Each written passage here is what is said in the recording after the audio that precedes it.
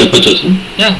Start చేయండి sir. నేను 12th బ్యాచ్లో జాయిన్ అయ్యాను సార్.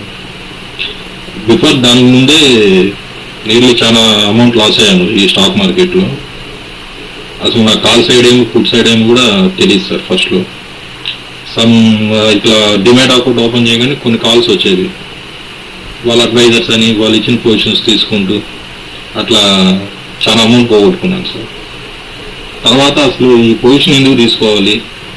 ఒకరు ఏమంటారు మీరు తీసుకున్న పొజిషన్ తప్పండి, ఎవరు ఇచ్చింది అంటారు. ఇంకోరు ఏమంటే పొజిషన్ ఇస్తారు. అసలు ఎందుకు మనం ఐడెంటిఫై చేయలేము, అసలు ఎందుకు నేర్చుకోలేము అనేసి నేను ఆన్లైన్లో సెర్చ్ చేస్తుంటే అప్పుడు మన కమ్యూనిటీ గ్రూప్ అనేది తగిలింది సార్. తర్వాత నేను ఆ కాంటాక్ట్ నెంబర్కి ఫోన్ చేసి 12th బ్యాచ్లో జాయిన్ అయ్యాను. బట్ కొన్ని కారణాల వల్ల హెల్త్ ఇష్యూస్, మళ్ళీ ఆఫీసు ట్రాన్స్ఫర్స్ అట్ల వల్ల ఇప్పుడు 15th బ్యాచ్ వరకు వచ్చినాను. ఇక్కడ కంప్లీట్గా అన్ని క్లాసెస్ అటెండ్ అయ్యాను సార్. బట్ 12th బ్యాచ్ నుంచి చూస్తే కూడా ఫ్రీ టైం ఉన్నప్పుడంతా కూడా రఫ్ వర్క్ చేసుకుంటూ టైం ఉన్నప్పుడంతా వింటూ అట్లున్నా. బట్ భాగ్య మేడం కానీ అసలు స్కూల్ పిల్లలని ట్రీట్ చేసినట్టుగా ఉంటుంది సార్. హోంవర్క్ చేసినారా, ఎవరు చేయలేదు, పేరెంట్స్ దగ్గర ఈ హ్యాండ్ బుక్లో సిగ్నేచర్ తీసుకున్నారా, అది ఎట్లా ఫాలోఅప్ చేస్తారో స్కూల్లో ఆ విధంగా సేమ్ ప్రతిరోజు చేశారా అండి, ఇంకా పెట్టలేదు, ఇంకా పెట్టండి, ఇంకా చేయండి, ఇది ఇలా కాదు, ఇది ఇలా కాదు. ఒక హాఫ్ అన్ అవర్ అటు ఇటు 1 టైం డిలే అయినా కూడా బట్ రెస్పాండ్ అనేది కరెక్ట్గా వస్తుంది సార్. మళ్ళీ దాని గురించి మళ్ళీ రివిజన్ అనేది ఉంటుంది. ఇది ఇలాగే చేయాలా, ఇట్లా చేయండి అనేసి. సేమ్ మీరు ఎలా చెప్తారో మేడం కూడా అలాగనే చెప్తా వచ్చినారు సార్. మీ గురించి వస్తే మీకు చెప్పే పని ఏం లేదు సార్.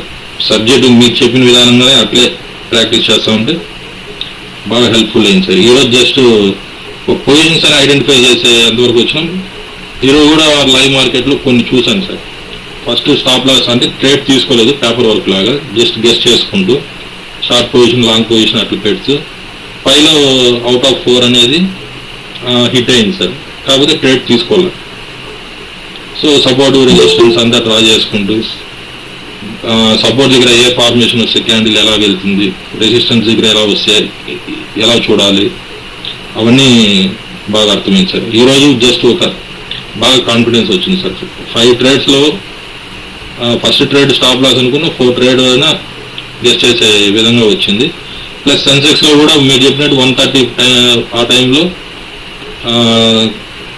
హీరో కూడా చూశాను సార్. చూస్తే అది కూడా 10 తీసుకుంటే 17 వరకు వెళ్ళి మళ్ళీ 2 బ్యాక్ వచ్చేసినాయి సార్. కానీ ఒక కాన్ఫిడెంట్ అనేది కొంచెం వచ్చింది సార్. మీరు ఏమనుకోవచ్చు, ఇన్స్టాగ్రామ్లో ఏవైతే చూసొచ్చారో ఎగ్జాక్ట్లీ అలానే ఉందా? సేమ్ ఇంకేమైనా మార్పులు చేర్పులు జరిగాయా, లేదా అక్కడ ఒకలా చెప్పి ఇక్కడ ఒకలా ఉందా? లేదు సార్, మొత్తం బాగుంది సార్, నీట్గా ఉంది సార్.